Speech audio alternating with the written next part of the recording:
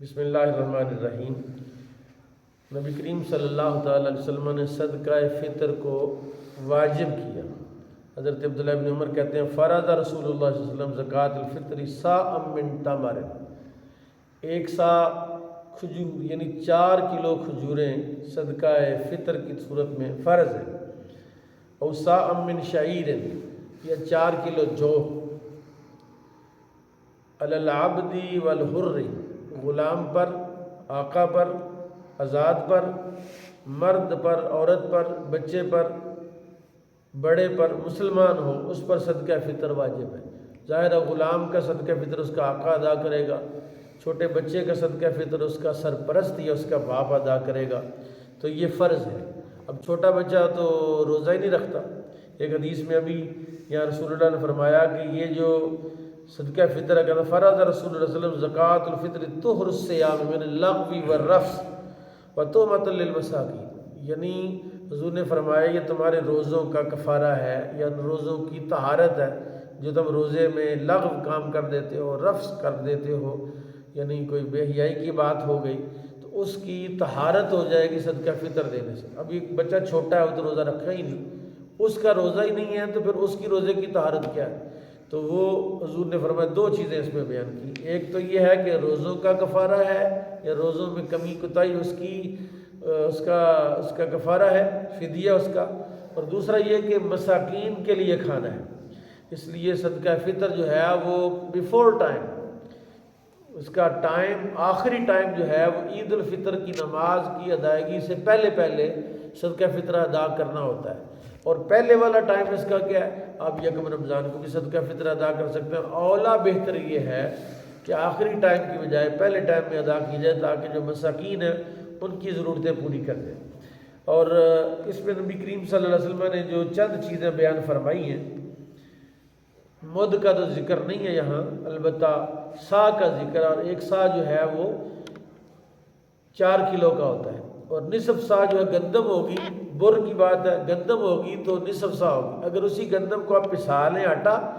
تو حضور نے فرمایا سا من طعام، کھانے کا 1 سا۔ عام طور پر ہم کھانا جو ہے وہ آٹا ہی کھاتے ہیں، لہذا جب آٹا آپ صدقہ فطر میں دیں گے تو پھر 4 کلو دیں گے،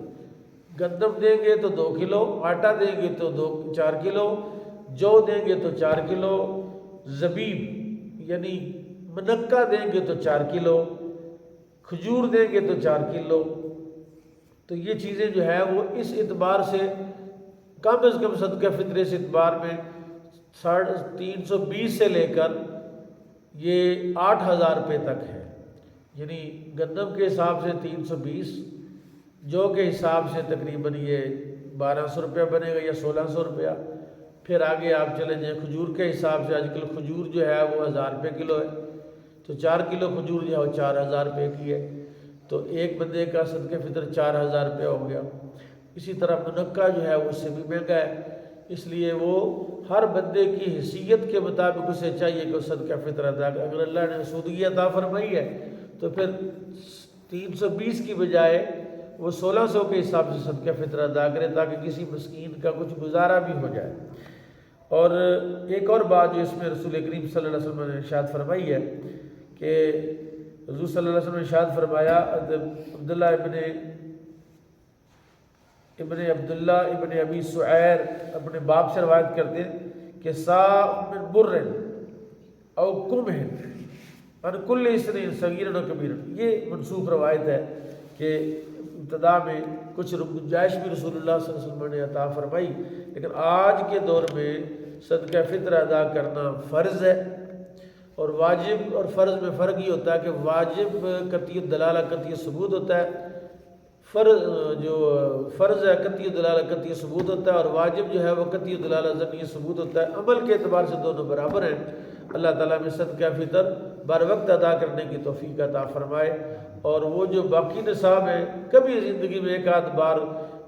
منقے کے حساب سے، 1 بار کھجوروں کے حساب سے، 1 بار جو کے حساب سے،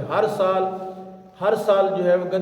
گندم کے حساب سے صدقہ دے کے جان نہ چھڑا لیں، بلکہ زیادہ مال اللہ کی راہ میں صدقہ کریں، کیونکہ اللہ تعالیٰ کے حبیب نے فرمایا ہے کہ وہ بندہ غریب نہیں ہو سکتا جو اللہ کی راہ میں زیادہ مال دیتا. اللہ تعالیٰ میں زیادہ مال دینے کی توفیق عطا فرمائے.